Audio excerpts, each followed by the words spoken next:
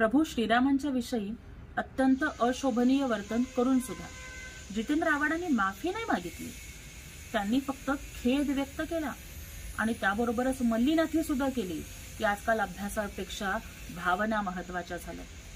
आव्हाडांचा उद्दामपणा बघा की करोडो हिंदू धर्मीयांच्या श्रद्धास्थानावर आघात करून सुद्धा साधं माफी मागावी इतकंही सौजन्य त्यांनी दाखवलेलं नाहीये.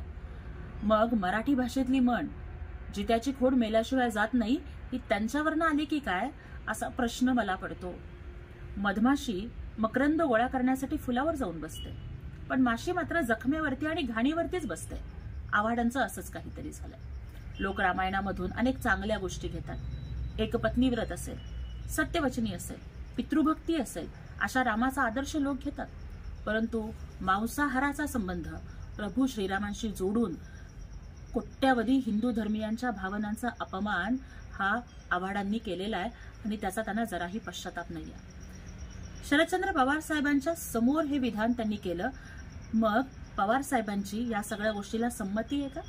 यापूर्वी अनेक वेळेला पवार साहेब असतील, सुप्रियाताई असतील, त्यांनी हिंदू धर्मीयांच्या पवित्र सणांच्या वेळेला मांसाहार करणं, मटण खाऊन मंदिरात जाणं अशा गोष्टी वारंवार होतात.